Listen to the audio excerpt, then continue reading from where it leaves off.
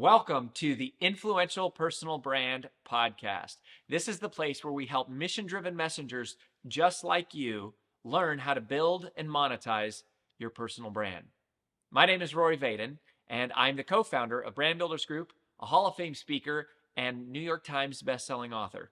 And this show is to help experts learn how to become more wealthy and well-known.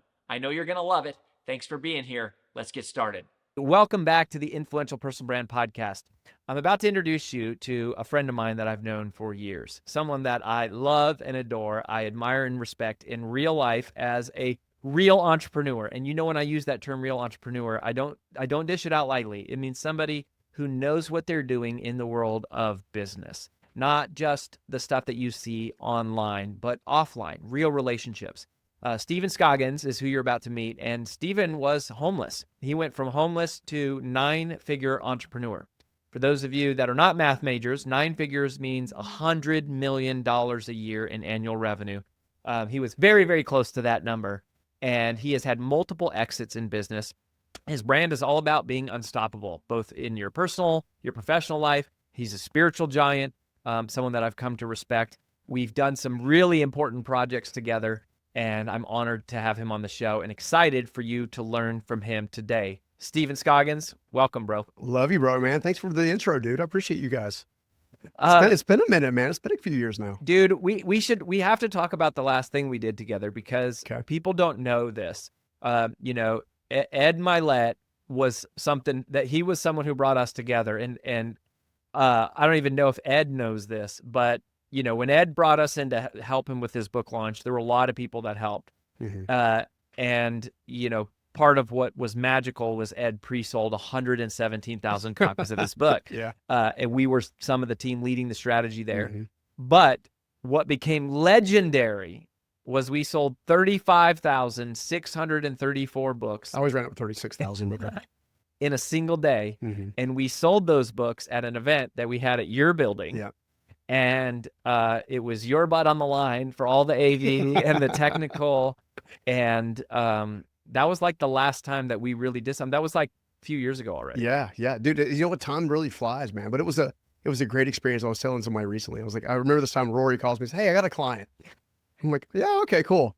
He's like, "We want to do a hybrid book launch. What do you think about that?" I'm like, "Okay, cool." He's like, how many seats can you hold? What can you do live? What can you do virtually? All this kind of stuff. I was like, "Oh, I'm good. I can do 10,000 virtually and I can do this." And you're like, "I might need a little more than that." Might need more.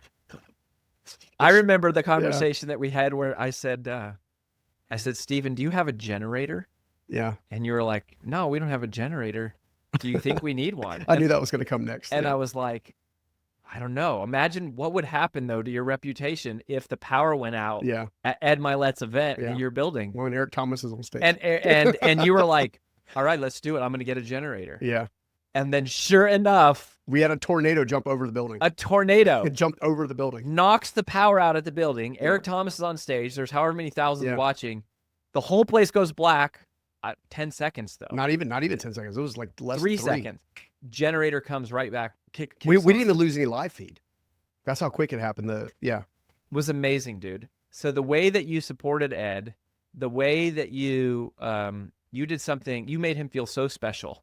The way you had like custom pillows made, mm-hmm. You had like little, you had a whole wall that was of his dad. Mm-hmm. You had decorated the whole place. Which I later found out was his least favorite picture, but he still loved it in the moment. He did love it. Ed's not like the most emotional guy, but the way that you showed up for him that day really made him feel special, and he performed at his best, and everybody did that day. It was a very special event. Legendary. Yeah. But to see you go all in on somebody that you had, no personal relationship with, and a lot of trust and faith in me and like mm-hmm. the whole thing, and I was like, hey, I think we can make this happen. It was extraordinary. Well, I think that it's funny. I'm gonna steal one of your quotes because I think it's instrumental when it comes to relationships. Is when you say that the best time to build a relationship was before you need it.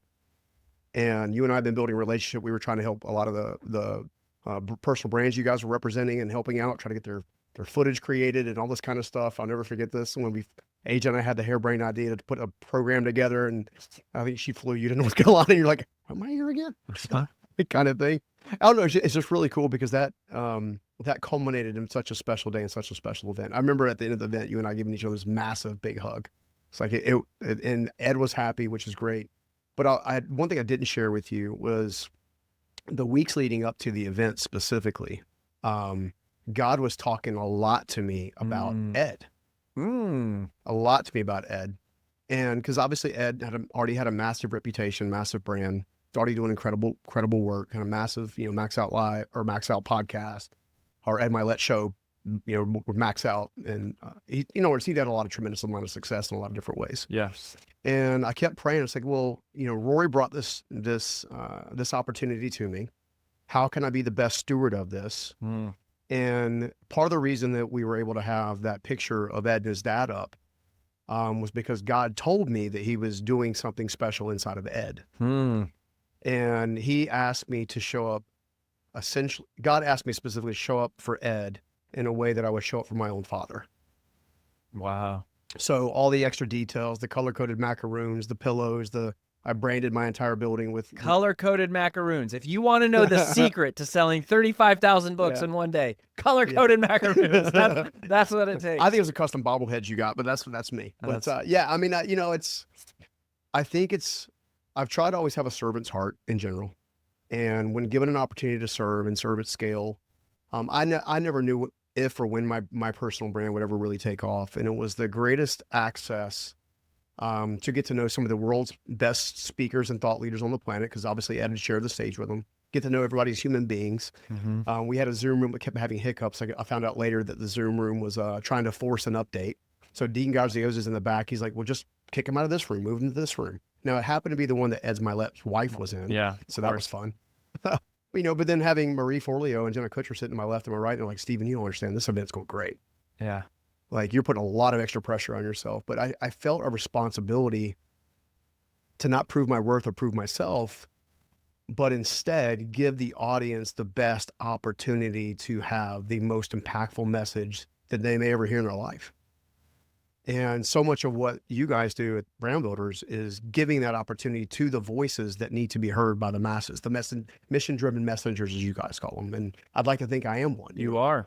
You are the epitome of what we have always wanted this business to be about, and the way that you served Ed that day, and the way that you've done that for lots of other people. You've shown up big, and I love, because I do believe wholeheartedly in that. It's one of our mantras: build relationships before you need them. But few people sell out fully to that, like in the way that you do.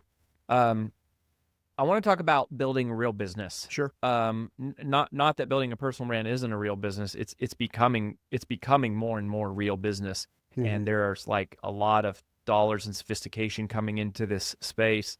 But first, tell us the story about this piece of your story of homeless. Like, how old were you, and how real was this? Like, what take us back to then. Yeah. So, covered this quite a bit, but the greatest thing that I discovered, let me tell you what I discovered in that process, right? So the homelessness for me came as a byproduct of pride and arrogance. Interesting. Okay. I wasn't in a situation where I was mentally ill. I wasn't in a situation where I was intoxicated or dealing with drug issues or something like that. My first mentor of all time, and now keep in mind, I dropped out of high school to help my family pay the bills, my dad specifically. They had no real college aspirations. I've been on my own since I was essentially 17, living on my own, providing for myself and stuff like that. But when I first, over the course of the years of from 11 to 17, I would get to know a man by the name of Old Man Myrick. Steve Myrick was my first mentor of all sorts. He's my dad's employer. He was a multimillionaire by all stretches and purposes. Okay. He was a home builder. My dad obviously worked for him framing houses. And for whatever reason, he would pull me down off his framing crew on nights and weekends as a child, basically 11 to 17, and talk to me about life and talk to me about business and talk to me about this and talk to me about that. I later discovered that one of the reasons that he did that was because my grandfather, who they used to refer to as Ox, because he was actually 6'2", which is kind of funny because I'm not 6'2". Actually employed Steve. Interesting. And because of alcoholism, now my grandfather survived Pearl Harbor, right? So he's one of the few people in North Carolina, I think it was one of 7, that actually, survived Pearl Harbor, went back to North Carolina and tried to restart. Was dealing with probably PTSD from Sure. not knowing what that is, right? So self-medication became alcohol. And lo and behold, Steve Merrick told me one time in the car, he's like, hey, your grandfather would have been a multi-millionaire had this one thing not gotten a hold of him. And my granddad had a crazy integrity, crazy solid integrity. If he shook him, shaking your hand, it was like a contract. Those days I miss. Yeah. I really do. People would stand up for stand up for those relationships. But I say all that to say that for some reason, Steve would take me down with these framing crews, put me in his Jeep Grand Cherokee, ride me around the community and tell me about real estate. He would tell me about, I remember, in fact, one of his greatest quotes, I kind of still live by this day, is be willing to do today. You saw this with Ed Milet's event. Be willing to do today what others won't, and you can have tomorrow what others don't. Yeah. Right. And sometimes we think having today what others won't is money or resource. What I've discovered is a lot of times it's inner peace. It's Amen. integration. It's friendship. It's relationship. I would call Ed a friend now. I think he would call me a friend as well. Right. And that became as a byproduct of just trying to show up. But in the grand scheme of things, when you look at this homelessness journey, I was given a lot. So Steve gave me a business of my own early on, very similar to the one that I exited.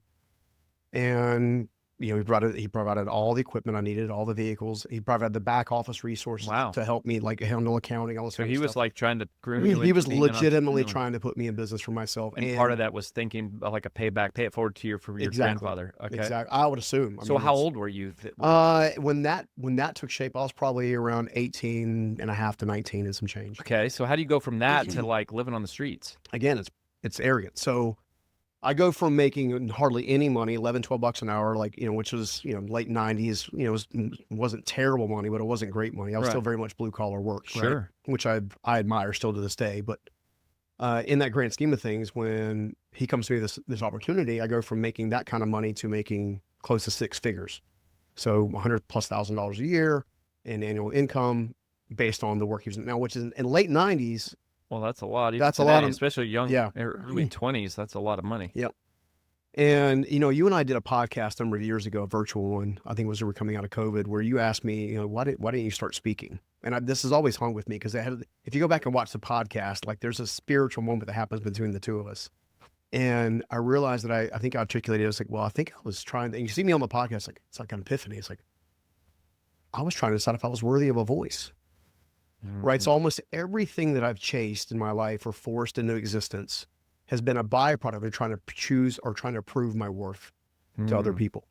Wow. Now, keep in mind, if you look at my life nowadays, a lot of folks would say that I have managed to come through a scenario where I've already done a lot more than a lot of folks will do in a lifetime. Yeah. I mean, you've had multiple exits, a recent one, which is your biggest, right? Roll up. Yeah. Was a big roll up. And so you've definitely done what people dream of. I mean, the American dream. Yeah. But the homelessness journey came as a byproduct. It was making a bunch of money, becoming very cocky, very arrogant. I've got this figured out.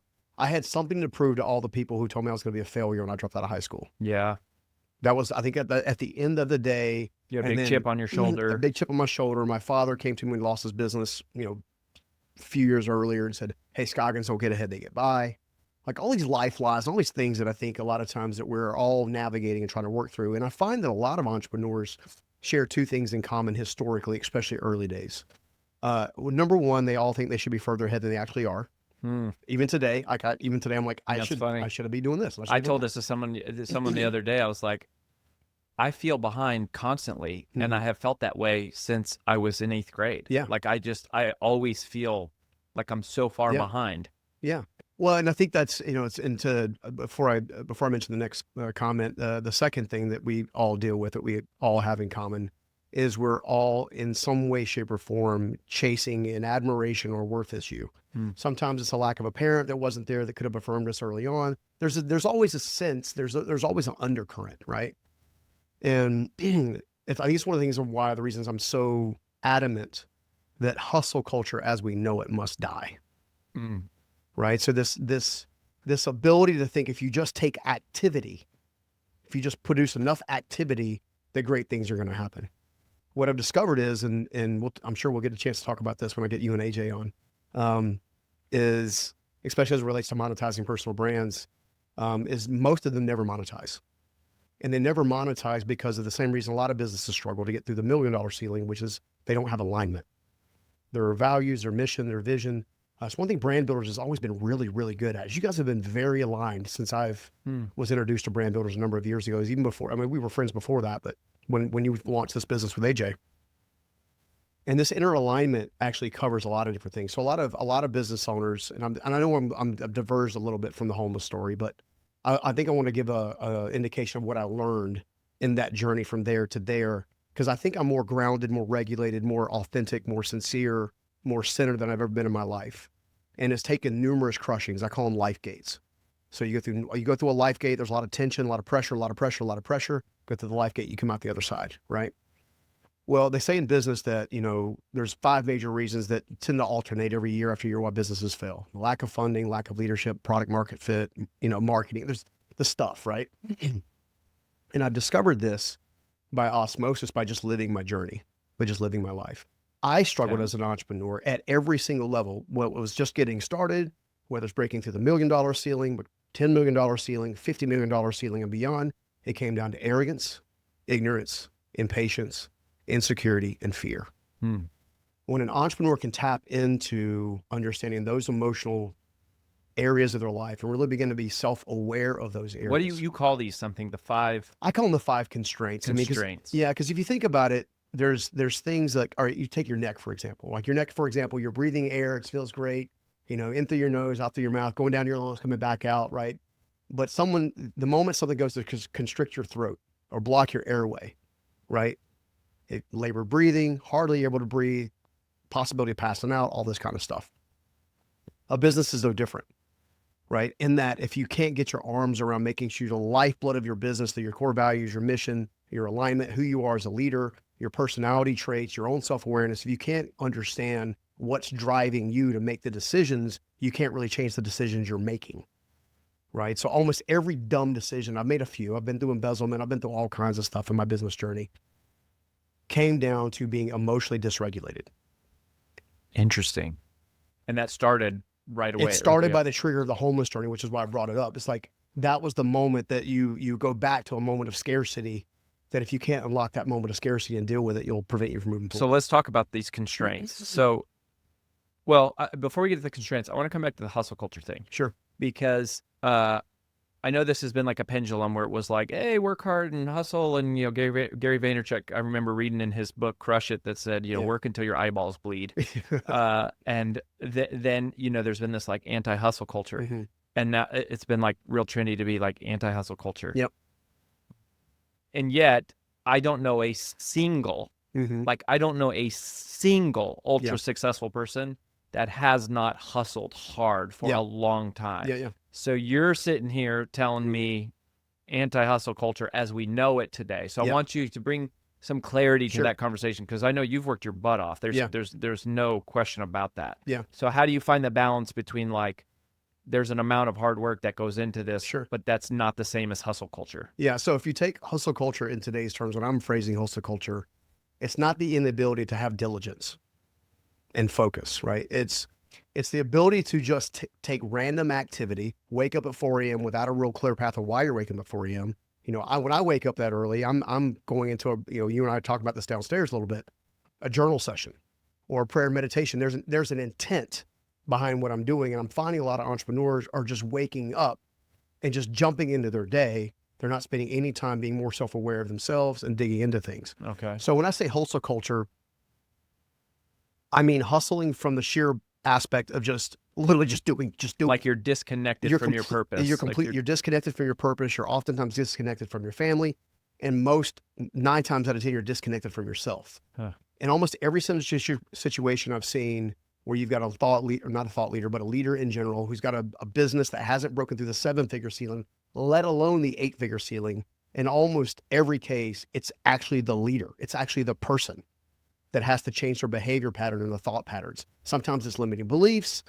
Sometimes it's the inability to develop relationships. Sometimes it's the inability to have a healthy lifestyle at home, because you're bringing that stuff with you in and out, right? So what I'm saying is rather than just hustling for the sake of hustle, right? Just thinking because you're having a lot of activity and because you're on your phone all the time, you're in your computer all the time, that somehow you're making your life, your business, and your family better. Okay.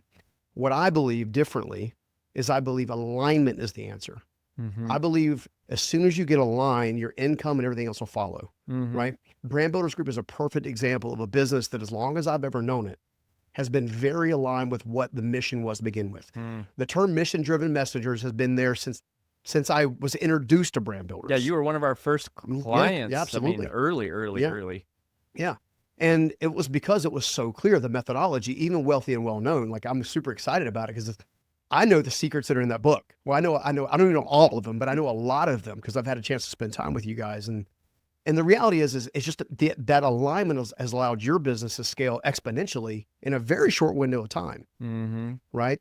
What you guys managed to do in a very short window of time will normally take companies 30, 40 years to do the same top line revenue amounts and produce the same kind of results with consistent team member behavior and everything else. Yeah, which is ironic because like revenue growth has never been our focus. Like we say it all the time, like Brand Builders Group was never started to be a profit maximization machine. Yeah. It was started from the beginning to be an impact maximization machine. Yeah. We don't price our services at the most we think we can charge. We charge at the least we think we can charge and still provide the experience and the career path for the people here. Like we have to pay our people well, right? And you know, that is really interesting to kind of hear you talk that out, because I think that really is true. Is it's going, we're not aiming at a number for a number's sake. We're not working hard. But one of my favorite quotes of all time, and I don't ever share this. Yeah. Oh, this is such a good quote. This is from Sometimes the two friends get together. A philosopher. I don't even know how to say the name. I think it's Pantajali. Okay. And it says, when you're inspired by some great purpose, your mind transcends all limitations, and new creative forces and dormant faculties come alive, and you discover yourself to be a far greater person than you ever thought you could be. Yeah. And it's like you're not working for the sake of work. You're working out of alignment with the vision that you're pursuing. Is kind of what I hear you saying. Yeah, and it's alignment with the vision you're pursuing, but it's also alignment with you. Like, if you took this gift, and you and AJ took this gift that you guys have to make this kind of impact in this kind of specific niche, and you decided, you know what, we're not going to do this anymore. We're going to become lawyers. You'll be completely out of alignment. It'll be very difficult to make money. You'll be unfulfilled. You'll be unhappy. You won't be happy with the results. Interesting. You know, so it's even though the principles of operating a service-based business theoretically are the same, it's just not. It's not like your calling. It's not what God's created you to do. It's the vehicle, right? So, you know, one of the epiphanies I had after we did the event with Ed was, you know, Ed he's a phenom when it comes to speaking. Yeah. Like, I don't know anybody like him. He's a world changer. I mean, he's anointed and like. Exactly. I would agree with that 100%. And on top of that, when we were able to partner with him for his endeavor and then partner together on other endeavors, but we were able to partner with every life that he spoke into, every tear that was cried that we could see, we couldn't see, every person that bought a book, didn't buy a book, went to the private retreat in Palm Springs after that, or watch the podcast, or watch the little sizzle clip from Max Out Live, or can go online right now and watch the recorded version of Max Out Live today. All these different lives have been touched.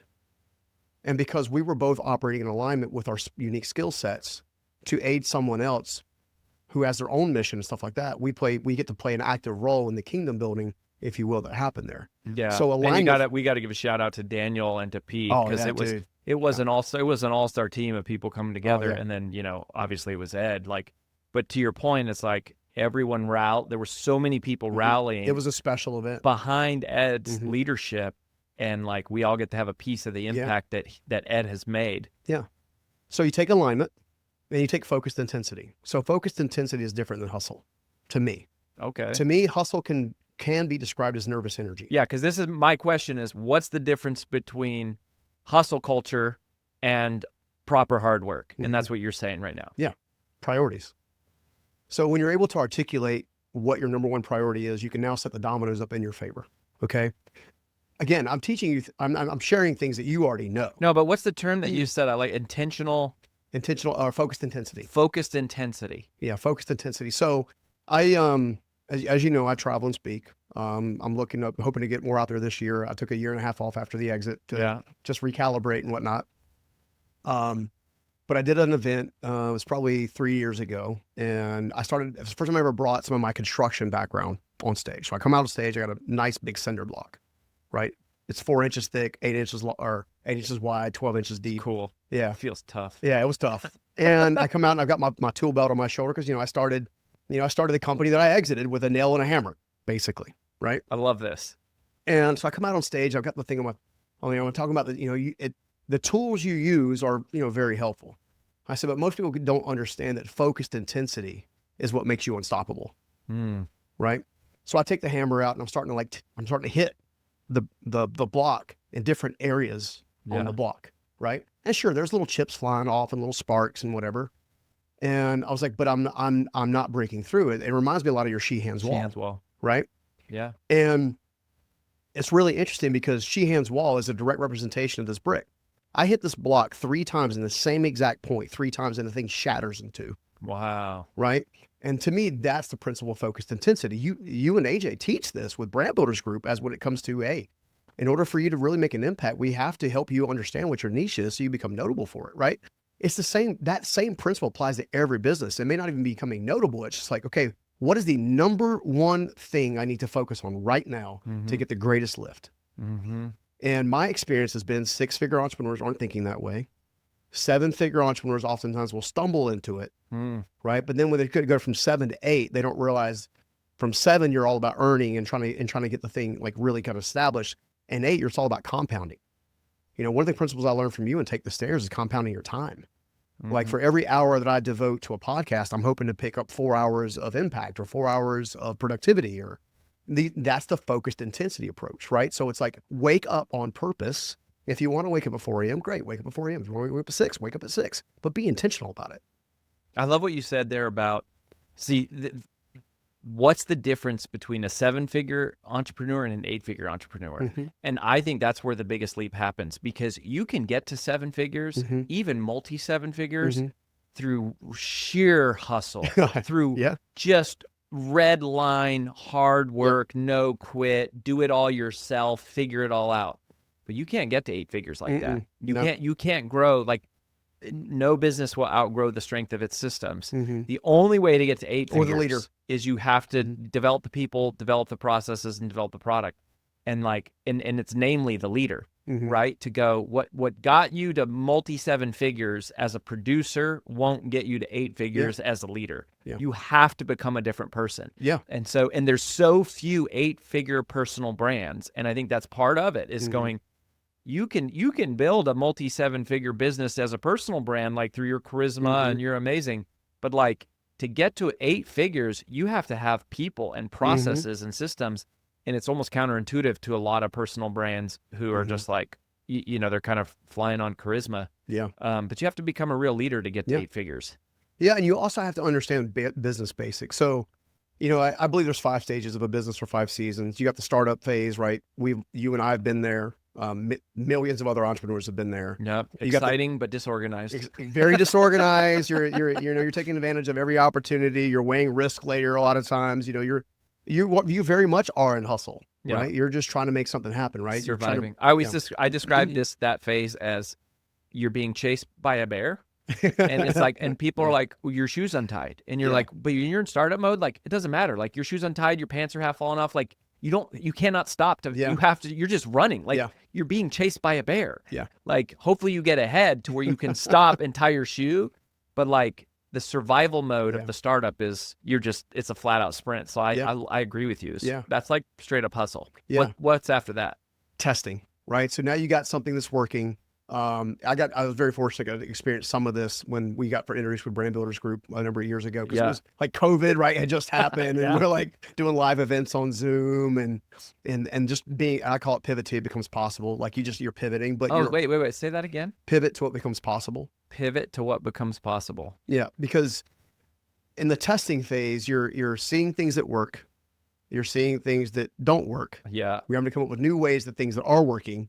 Like it's less, I would call it less of being chased by a bear and more of like, hey, I need to go ahead and like plant a garden Like it's much more of like seeing what grows in different areas. Yeah. Well, so it's interesting as you're talking. I love that. I've never heard you say that before. Mhm. Pivot until It becomes possible. it becomes possible. What it really seems to me is almost like you're like in a maze or something, or Mhm. like you're getting hit, you're getting slapped in the face. You're like, this doesn't work, go Mhm. this way. Yeah. And you're just like, oh, like pinball. You're just kind of Yeah. like getting bounced around until but you kind of Mhm. like, it's like, just take the beating Yeah. and you'll find your way, Yeah. kind of a thing. Well, and I think again, I think to me, it's so important to understand what season of business that you're in, because you can give yourself grace. You become Amen. present in the moment. You're less impatient. You're not definitely not on the arrogant side. You're more open to being teachable, which helps you overcome the side of being, I call it ignorance. It's like you don't know what you don't know, and you don't know where to find what you don't know. Right? You're gonna discover these different things along the way, but and in the testing phase, once you're done with the testing phase, you're okay. You've got something that's working. It's working. I got something here. I can build a business. Okay. Now is the next phase, which is the investing phase. Okay. What do I invest in? Investing. Yep. Do I invest in team? Do I invest in leadership? Oh, Do I invest in process or it's a hard systems or phase. CRM or, your accounting software, or like there's all these different tools that ultimately will make your life easier, right? But you still have to get through the window. That's a tough phase, the investing phase, because it's like your eyes are open to all the things you need, but you can't afford them. Mhm. You can't afford all of them. Priorities. Yeah. You can't afford. It's like, oh man, we need a CFO. It's like, I can't afford a CFO. Like, oh, we need another salesperson. It's like, I can't. Yeah. We need better microphones. We need better cameras. We need a building. We need a new CRM. And it's just like, because you're still kind of being chased by the bear, but like, you have a little bit of distance, but you can't stop to do all the things. Yeah. So you got to place your bets. Mm-hmm. You place your bets there. That's good. Yeah, I mean, and it helps. Like you get really clear on, okay, we're going to invest in this, and maybe 6 months from now we can invest in the next thing or whatever. Yep. I've heard terms. I think it's one of Dave's terms: as fast as cash. Build your business as fast as cash. Buildings, technology, whatever. Yeah. I agree with that. All the businesses that I've owned are all debt free in general. I never borrow money. That's good. I slowly build. It's slower, but more stable. I weathered COVID. I weathered, the pandemic. I weathered like these different, embezzlement, all these different things, because I didn't have this exponential risk, right? Once you get past the investing phase, now you're in the scaling phase, which This is phase 4. Phase 4 is scaling. Scaling. Right? You can't scale what you can't duplicate or replicate, and you darn sure can't scale dysfunction. Ha! That's good. Yeah, you cannot. Dysfunction to me is built from the energy of hustle.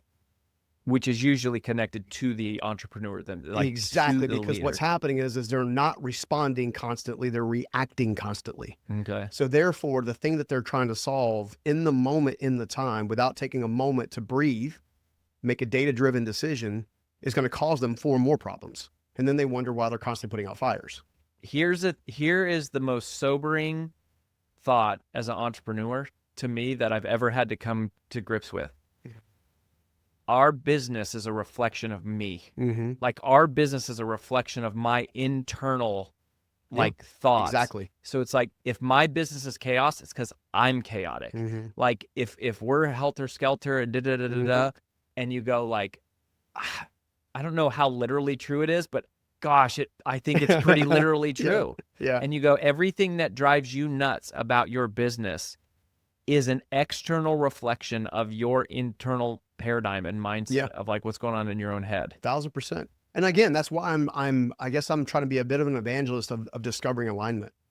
Like alignment, not regardless of your faith belief, like we're alignment with the divine, alignment with yourself, making peace with your past. Like a lot of my reactions as a business owner, how I treated people even early days, was a byproduct of what I hadn't dealt with on my inside. Like in a personal life. Yeah. Like stuff happened when you were seven years old, and like now all of a sudden that's affecting you. Yeah. I mean, and the reality is that it's real stuff. I'm a big believer in grounding now. I'm a big believer in having healthy methodologies of regulating. Prayer, meditation are part of my lifestyle, active lifestyle workout. Making sure my hormone levels are good. I'm 49 years old, man. So things are off from when I was 20 something, right? Or different, right? All this kind of stuff. And then if you can get all that done and you get the scaling situated, now you can go to the 5th phase is either operate or sell. Now, the one big mistake. Operate or sell. Yeah. Okay. So I couldn't figure out a way to blend the words together. So yeah, it's operate or sell, because when you have choice. Now, the one big mistake that I think we all make as business owners is we don't build our businesses to sell. So if you build your business to sell, you're going to be far more focused on the efficiencies, the processes, the systems, the people, all those types of things to be super clear on actually building an actual organization. Mhm. If you're building it solely to operate it, then it's going to be built around you, which means you're never going to have the lifestyle and freedom that you ultimately want. Right. Yeah, I heard it said once that like a business worth selling looks a lot like a business worth keeping. Mm-hmm. Is to go, the best business you can build is one that theoretically would operate without you. Yeah. Because that's the one that's most valuable to sell. It's also the most valuable to keep. It's like, well, if the business operates without me, why wouldn't I keep it? Right. Yeah. It's like if I created a vending machine that was throwing off $100,000 a year, I would just keep operating it. Or somebody would buy it because it's a very successful vending machine. Yeah. It's sort of like how you have to think of like any business. So, and did you always think of your business that way? I did not. I didn't start thinking about how I built my business until I had to go back and rebuild part of it. It cost me 3 years of the transitions. Let me talk about something else real fast because you just brought it up. It's like, okay, if you build a business that's good enough to sell, it's also good enough to keep. Okay, with that theology. Well, how do you know when it's the right time to sell? Yeah. Okay, so this is a question I faced. Sure. Good question. We had aspirations to take that company to $150+ million. Okay. How invested was I going to be in doing my part, personal growth, otherwise, learning new systems, scaling piece? How aligned was it with who I was and who I'd already become? Did that company, in order for it to have the best chance at that next level, is the best person at the helm me? And given the fact that I love to do other things in a different way, take the knowledge and wisdom that I've already done. So I love the thought leadership world. I like what it does for people, right? I love real estate. I like passive income. Okay. I also like doing live events because live events changed my life along the way. Mm-hmm. Right. So you discover that you're going to evolve and change as a human being, and how you feel 10 years or now might feel different 10 years from now. Right. So the question I had to ask myself is, does this business, this industry still light me up, or is it sucking my soul from me? Mm-hmm. Even though, regardless of how well it's built, even when I had it really built really well, very little problems and breakdowns in systems. We were probably about 70 million, I think, at that point, where things were coming along. Wow. Where I kind of had what you talked about, which is actually when I started getting courted, which had me thinking about it. And then we went through another growth spurt. Right out of 2021, the market in the construction business, which was what type of company it was like prices went up, everything went up, volume went up because we were coming out of the pandemic. And all of a sudden there was this massive need for housing and all this kind of stuff. But the question I asked myself was, do I really want to do this? Mm-hmm. And if I was honest with myself, and this is what I want to encourage your listeners and viewers to do, is be honest with yourself, right? If you can say right now that if you're honest with yourself that you're not the person to lead the charge, the best thing you can actually do is step aside. Now, step aside with a strategy. Continue showing up for 2 or 3 years while you get everything in place to make sure that business isn't dependent on you. And then obviously you can then pursue it that way. And what I heard you say that I think is different than what the literal words you said is, it's not necessarily, am I the best person to lead this? It's, do I want to lead this? Yes. Yeah. That's a really powerful question, is to go, when's the right time to sell? As if you go, if I'm hearing you right, it's like, if I ask myself, am I still passionate about leading this? And you're saying, if the answer to that question ever shifts from yes to no, then that's the point you go, great, create a plan to step aside as the leader. And that's really good, Steve. I've never heard anyone say it so clearly. Thank you, brother. Yeah. I think it's just really important. I believe, all right, so Billy Graham said before he passed away that one of the greatest moves of God was going to come in the house of business. Amen. Yeah. Okay. He said that, right? And I'm seeing that because you spend most of your time at workplace. Yep. Right. So if you're leading from an incongruent place, an unaligned place, then your team, to your point, is going to be experienced an unaligned piece, right? So I say all that to say that I feel like part of the initiatives that need to take place in the marketplace right now is for every single entrepreneur to literally evaluate themselves with radical honesty, no condemnation, no guilt, no shame, just observation. If I took myself out of the picture and I just looked at everything as if it was a movie, okay, what would make the hero's journey thrive, right? And in many cases, it is stepping aside. Now, if you choose to step aside, you're choosing to step aside with a roadmap in mind. Not you're just going to throw the keys at everybody and hurt people out the door, right? It's more like, okay, well, I realize that internally I don't feel great. This is not my thing. Okay, great. Then spend the next 2 or 3 years really focused intently on actually making sure you're setting the business up to be sold. Yeah. Right. Because that was the one big thing that I didn't do. I got all the way to I was getting courted. And then all of a sudden they would bring up the things, not in the due diligence, but there's different phases when you put your business out there. Sure. And by the way, like, it's like, you don't want to wait until that moment to go, oh, now I should think about building this to sell. It's No, like, even honest. you want it to be at that point, and for us at Brand Builders Group, we never started this to sell it.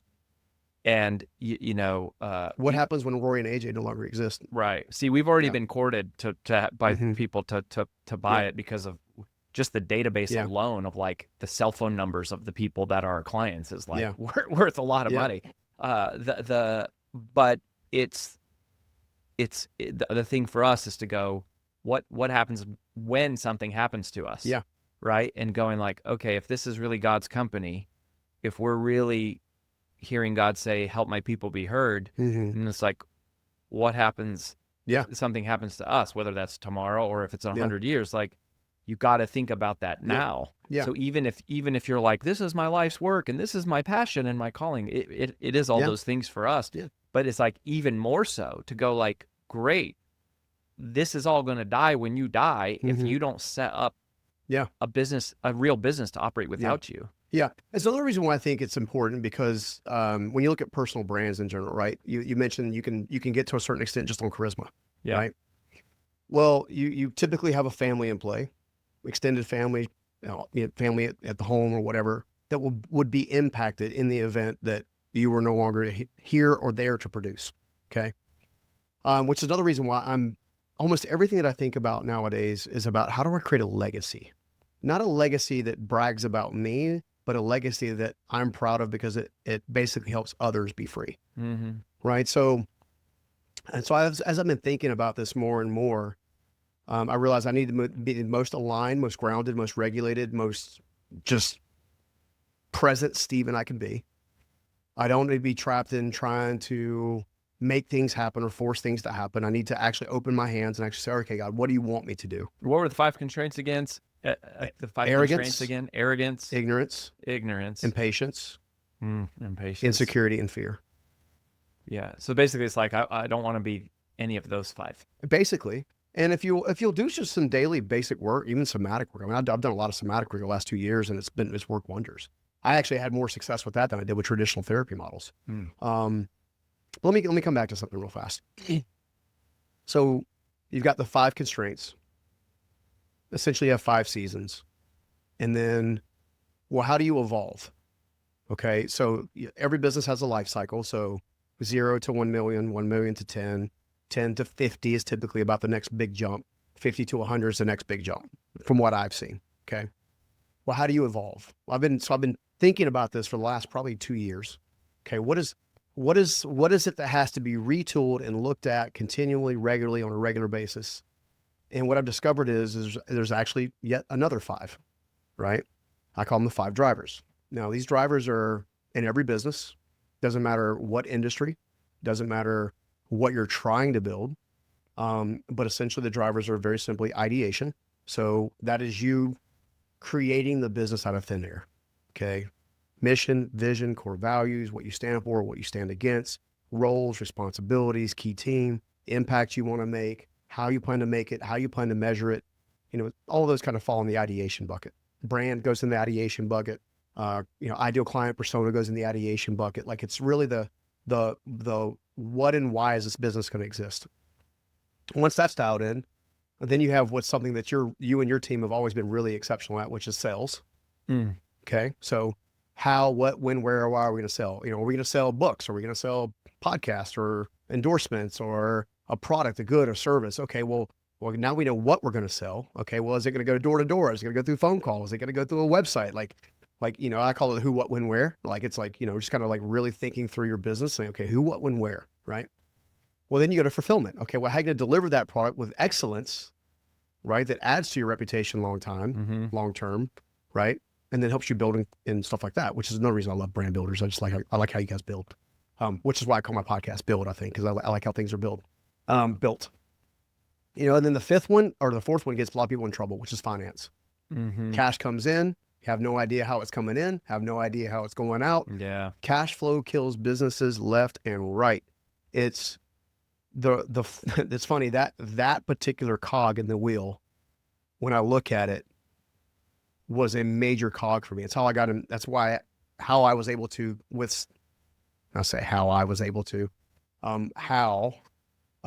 suspected embezzlement happened, because I have to put air quotes around it.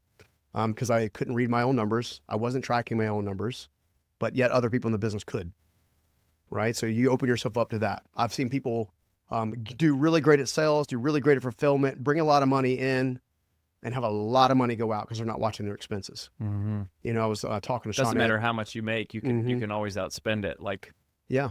Well, I've been told, I was on another show not long ago, and one of the things we talked about was like, okay, what's one of the biggest lessons you learned? I said, well, if you want to increase your profit, was on profit. Also, the biggest thing you do is take a fine tooth comb and go back through your business on your expenses. I picked up 3% margin in about a 45-day window, which added about $3 million cash to the bottom line. Wow. Because of just going back and double checking expenses. Now, you don't do that until you're pressed to do that, because when things are good, you get sloppy. What I'm saying is be intentionally focused, be aligned, right? Make sure your financial matters are aligned in a healthy way as well, right? If you get all of those dialed in, then it's about raving fan retention, right? What types of processes can you put in play to make sure your customer doesn't want to buy anywhere else? Because a lot of businesses, they'll have a one-time transaction. Well, just with me, you've already created repeat, like recurring revenue, or a lifetime value, or any of these different terms that honestly help you scale. You can't scale a business on a one-time transaction. You can't, right? So I say all those different fives because to me they go like a cog, right? So I want to constantly be checking where am I at emotionally with my arrogance, my impatience, so on and so forth. I want to see what season of business I'm in. And then I want to take those 5 drivers, I want to overlay that over both of those and say, okay, every 18 months I use those 5 drivers. Okay, let me go back through ideation. What's changed in my business? What's pivoting? You guys have just started a wonderful publishing side of your arm that I'm super excited about, right? Like that's a pivot that wasn't there 3 years ago. Yeah, technically it's a new business. We had to separate it because it grew really fast. So yeah. I think we hit like 5 million in revenue like the 3rd year. Oh, that's amazing. So it's now a separate entity and has its own team but yeah, it's the same journey all over again, and it's like you follow the same stages. Yeah, I mean the successful entrepreneurs that I'm seeing, yourself and several other friends that we have, and not just this industry but other industries, they have innately done this. They're innately looking at business and reevaluating their business and their teams and their leadership and stuff on a regular basis. Well, and coming back to the theme that we were talking about earlier in terms of service, like we're not thinking about how can we get more rich. We're thinking about how can we help our customers succeed faster. And that guides the path. It illuminates the path. It says like, oh, okay, this is the next move. Yeah. Like this is the next thing. This is the next thing you gotta fix. And I think profit is a byproduct of service done well. And that is where I feel like we alignment is really the driver of what we do. Yeah. And I think one great thing about making a lot of money is that you realize you get to a point where you go, oh yeah, money doesn't really get me there. Because when you're like broke or when you're coming up through the ranks, people always say, money doesn't buy you happiness. And you're like, oh, that's cute, but like I'd like to try. I'd love to. I learned that lesson the hard way. I'd like to prove that's really it, right? And then there is a point where you go, okay, like I've had enough things, that I realized that's really not the thing that gives us the most satisfaction. Same thing about awards and achievement, right? Like I remember becoming a New York Times bestselling author it was like such a focus. Like you talk about that focused intensity. It was such a focus. And in many ways, it's sort of a shallow way to live your life, to go, I'm going to like conquer this thing.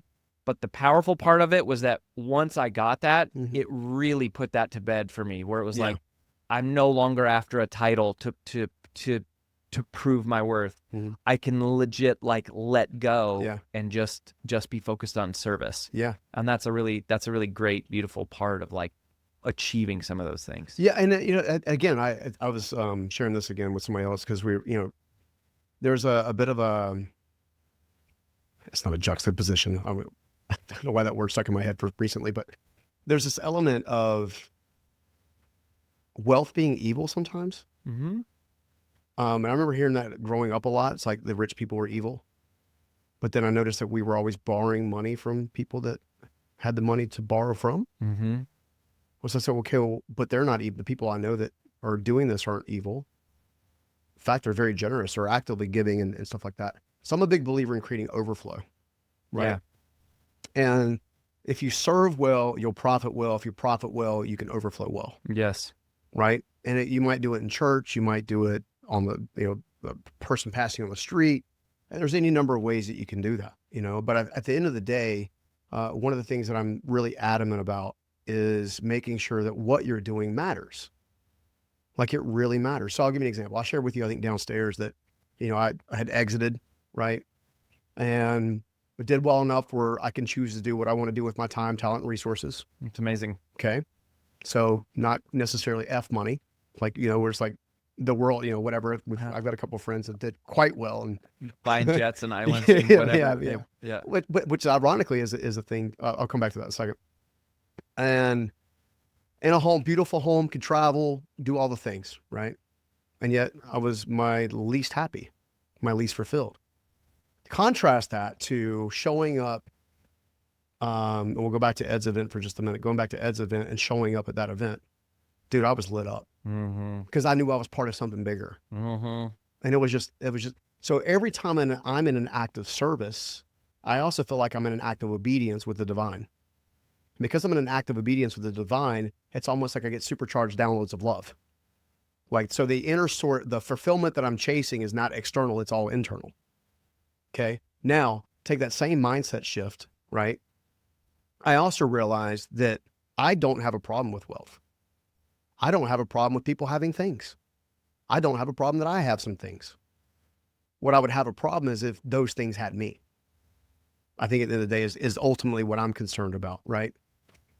I want to be seen for service and who I am as an authentic human, not for what people may or may not be able to gain from me or things of that nature. And I feel like I'm starting to see that be a bit more of a culture change, Mm-hmm. right? The relationships that I'm trying to build with people, I'm trying to make sure they're real relationships, like they're real friendships. Like, Rory, you call me and say, hey, dude, I got a flat tire, right? And I left my wallet at the building. And I'm not capable of changing no flat tire. This mama's boy I'm not getting out no crank and like getting on my knees and like I need help.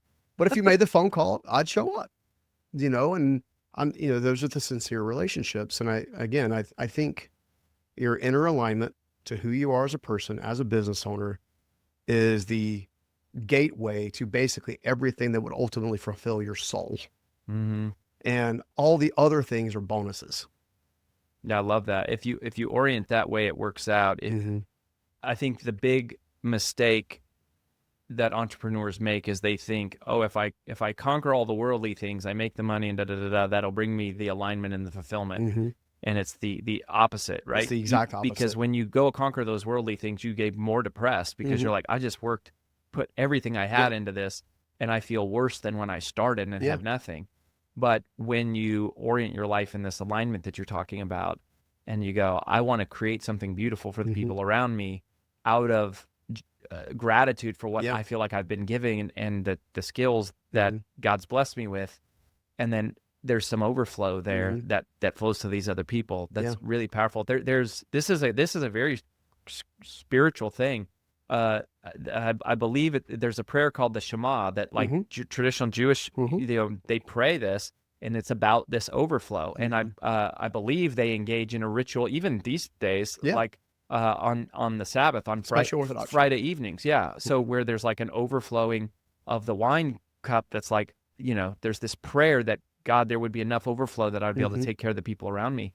And that prayer, I believe, is in Deuteronomy. It's somewhere early in Deuteronomy, but I just thought that was just such a beautiful concept, especially to go, if you are a believer, right? Like if you are, in our case, we're hardcore Bible thumping Jesus freaks, right? But if you really believe that God created the universe, then what you believe is that your Father created everything and has the ability to create everything. And there's nothing that he can, if he created the whole world, he can't give Stephen a raise and somehow that comes, takes something away from me. It's like, he's the creator of all things. There is an abundant overflow. But I think of it just as, a wealthy father knows that if you give in the wrong way to your kid, they become a spoiled brat. If you give in the right way to your kid, they become an incredible steward that passes on a legacy of service and helps people. But when and how and why and under what circumstances you give as a rich father matters a lot. But it's like, I mean, if you're a Christian, you go, we're the father of the richest, the creator of all things, the richest being that will ever be. It's nothing for him to snap his fingers and give you everything you want and everything I want, and out of our overflow to take care of his other children. This would be a fun one for you. So I got two things for you to just do your own research. It's kind of fun. Because I know you like to get into things too. So, first of all, go and study what Joe Dispenza refers to as the quantum. Okay. Then go and study what Jesus refers to as the kingdom of heaven. Interesting. Very similar. Obviously, the difference is the source of the abundance, but the abundance methodology is still there to create the overflow. And unfortunately, I forgot the second one, so it'll come back to me. That's great. Well, this has been so awesome. This has been so generous, Stephen. And I love hearing this story of like, okay, what does it take to sell a company? It really takes a mastery of self. It really takes a mastery. Like the real game is not just conquering the like business in the process. It's conquering these constraints, these 5 constraints, and maturing through these. And that's the real game, whether you sell the company or not, whether you get, so rich financially or not. It's like the real game is going, did I grow as a person past these things? And have I done it in a way that adds value to other people? Whether you have a super small company or, a 9-figure business that you sell, like that's the part where the peace and the joy comes from. And getting to watch you live that out, brother, it's been a joy. I appreciate that, brother. Yeah, I really appreciate the opportunity to share with your audience. Where do you want people to go if they want to connect? Oh gosh, you know what? Some Instagram is probably my most like active. I'm like you. I have everywhere, but the one thing I'm super passionate about is because I'm so passionate about alignment. I went ahead and created a super easy, it's like 5-minute resource to help you understand where you're at. It'll help you understand, are you really being congruent or not congruent? And if you're not being congruent, it'll take you to another step where you can actually learn on your own. And I'm not selling anything, right? I'm just me, just like, okay, what helped me become incredibly self-aware? And we put that resource together for you and your audience. It's at StephenScoggins.com/alignment. Cool. It's like 5 minutes. So yeah, I hope people will take advantage of it and just become better stewards. I think at the end of the day, that's what I'm an evangelist of becoming a better steward. Yeah, you and me both, brother. And I think that's part of what we have in common. And I love that. Praise the Lord for that movement and for you and the work you're doing and all the stuff. We're praying for you and cheering you on and wishing for the best. I know it's on the way. Appreciate it, brother. Thank you so much. Thanks, man.